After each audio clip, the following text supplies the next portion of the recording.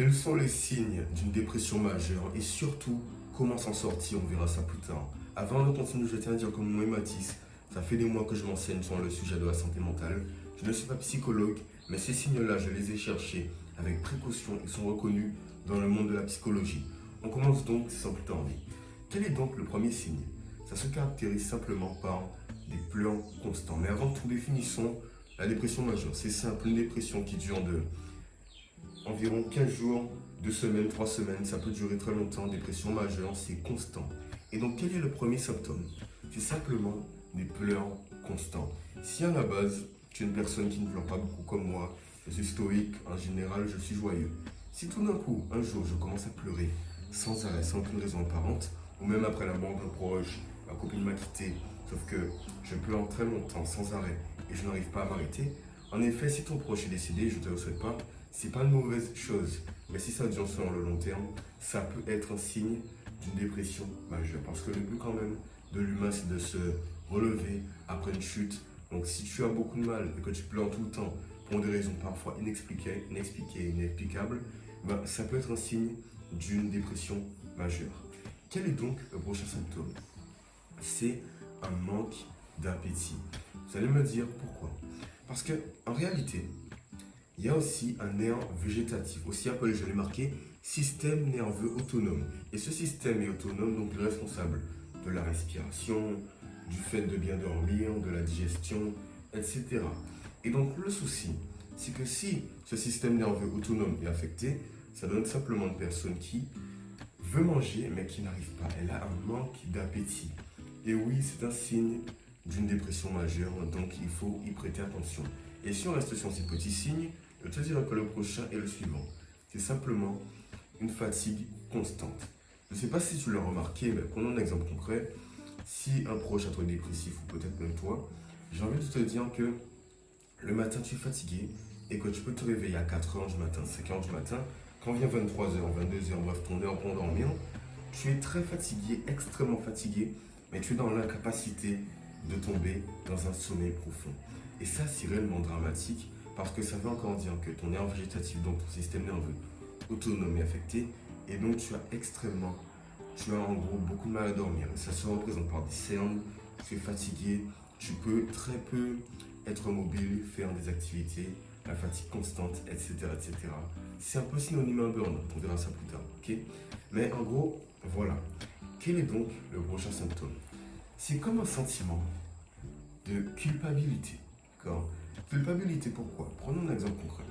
Ta copine t'a quitté, elle t'a trompé, et donc plutôt que de te dire ok, elle est pas très gentille, elle m'a trompé, tu te dis plutôt ok, c'est ma faute, qu'est-ce que j'ai fait de mal, pourquoi elle m'a trompé? En fait, je suis trop nul, je suis trop un loser, pourquoi j'arrive pas, pourquoi elle m'a trompé? Toutes les filles vont me tromper, je ne vois rien du tout, bref, tu te rabaisses sans cesse au fait que ta copine t'a trompé et tu n'arrêtes pas de culpabiliser. Et selon moi, et selon mes recherches, c'est un signe d'une dépression majeure. Si tu n'es jamais en capacité de te dire, ok, ça s'est passé comme ça, je regrette, mais c'est comme ça, la vie prend son cours. La vie n'est pas un long fleuve tranquille, mais voilà quoi, ça avance petit à petit. Si tu ne te dis pas ça, c'est sans doute que ta santé mentale, à ce niveau-là, il y a un petit problème. Et oui, c'est un signe d'une dépression majeure. Quel est donc le prochain symptôme? C'est simplement de l'autofabulation. C'est comme ça que je l'ai appelé. C'est formulé d'une autre manière en anglais. Mais en gros, on va appeler ça l'autofabulation. Qu'est-ce que c'est de fabuler? Fabuler, c'est raconter des choses sur une personne, peu importe ce que c'est sur toi-même, qui s'éloigne de la réalité pour se donner un sens, pour trouver une solution. Bref, peu importe ce que c'est s'éloigner de la réalité. Et donc, ceux qui autofabulent, c'est moi, ceux qui autofabulent, quant à eux, fabulent contre eux-mêmes. Ça veut dire quoi? Imaginons qu'il y a un sportif, d'accord? Le sportif est tombé malade. Tout va mal pour lui. Et le médecin lui dit, ton état va s'améliorer. De jour en jour, tu vas mieux. Tout va aller bien. Tu vas reprendre ton sport, etc. Si on demande au sportif, maintenant, là, imaginons, tu as un sportif dans ta famille, il s'est blessé, cassé la nuque, le poignet, peu importe. On lui demande comment ça va. Il va dire, ah, je me sens de moins en moins bien. Je perds de la force. Je suis déprimé, en fait. Ça va pas bien dans ma vie. Est-ce que je dois faire du sport? Est-ce que je dois continuer le sport? Parce que je perds de la force de jour en jour. En fait, c'est juste une illusion. Me fait seulement savoir que je vais mieux alors qu'en réalité, ils ne veulent pas me dire que mon état se dégrade de jour en jour. Tu vois comment c'est extrême? Les personnes en dépression majeure, elles sont exactement soumises à ces symptômes-là d'autofabulation, c'est-à-dire se rabaisser et s'éloigner peu à peu de ce qui se passe réellement, donc de la réalité, pour rentrer dans une nouvelle réalité qui est un peu plus négative, maussade, etc. C'est pour ça qu'il y a énormément de sportifs blessés, footballeurs, peu importe, qui finissent en dépression majeure. C'est sans doute à cause de ce phénomène. Passons donc au prochain symptôme. C'est simple. C'est, comment dire ça, un stress élevé. Vous voyez les personnes normales, par exemple moi, etc. Je ne dis pas que les personnes en dépression majeure ne sont pas normales, mais c'est un exemple. Les personnes qui n'ont rien du tout, d'accord, leur stress dans le matin, au niveau du matin vers l'heure du réveil, ça augmente peu à peu. Après, ça se stabilise et puis ça descend petit à petit du moins, dans la journée jusqu'au soir. Les personnes atteintes de dépression majeure, c'est un phénomène qui est contraire. Ça veut dire que durant la journée, dès le matin, c'est un stress constant. Et puis, il y a un pic de stress vers 21h. Et à ce moment-là, les personnes ont un taux de cortisol très élevé. Le stress augmente peu à peu. Donc, ça peut être un symptôme. Si dans la journée, ça va et que le soir, tu es soumis à un stress, tu ne peux pas le contrôler sans raison. Il n'y a rien qui te stresse. Ton taux de cortisol ne fait qu'augmenter. Tu es sans doute soumis à une dépression majeure. Ça peut être ton proche, ta mère, ta fille, tes enfants, ton papy, ta mamie, peu importe. Prends bien ce petit phénomène en compte. Ça peut être un symptôme important pour en décrire si oui ou non tu es atteint d'une mauvaise santé mentale et donc d'une dépression majeure. Passons donc au prochain symptôme. C'est simplement un manque de gratitude. Comment t'expliquer ça simplement? Imaginons qu'avant, tu mangeais 50 cookies, 60 cookies. Pas un manque de gratitude du moins, un manque d'appréciation de la gratitude. Je m'explique. Imaginons qu'avant tu mangeais 40, 50, 60 cookies par jour quand tu étais bébé, c'est exagéré, ok? Et puis tout d'un coup, tu n'arrives plus à manger des cookies. Ou manger un cookie, ça te fait ni du bien, ni du mal. Tu es neutre et finalement, cookie pour toi c'est juste un cookie, pas bien, pas mal, aucun sentiment, aucune relation, aucune émotion qui est liée au fait de manger le cookie, rien du tout. Et ce sentiment se réfère aussi à toute ta vie sociale. Par exemple, ton ami, tu n'aimes pas trop lui parler, tu n'aimes pas lui parler non plus, bref, tu ressens rien du tout pour ces personnes.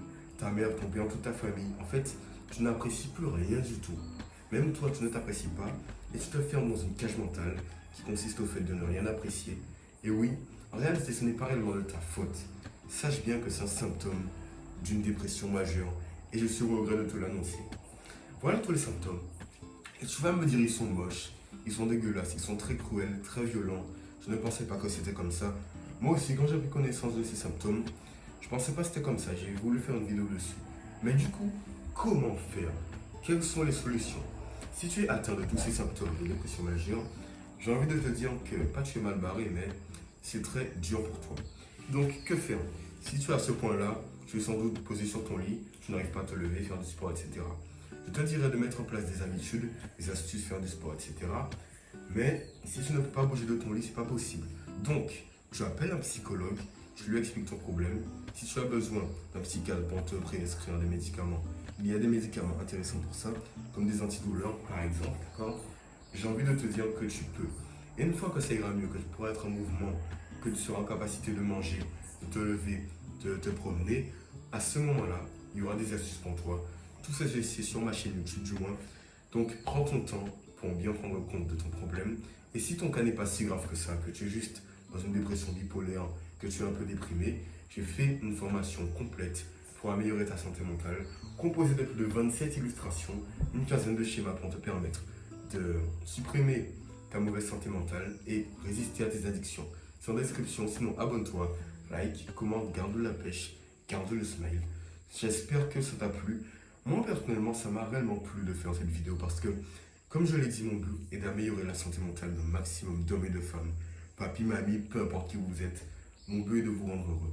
Donc, exposer ces signes de dépression, ça a été pour moi un réel accomplissement parce que je me suis dit, je peux potentiellement aider quelqu'un qui est dans ce cas-là, qui ne le sait pas et qui, grâce à cette vidéo, sera en capacité de faire un pas en avant, appeler un médecin, appeler un psychiatre, regarder mes vidéos, faire en sorte de faire des efforts pour améliorer sa santé mentale.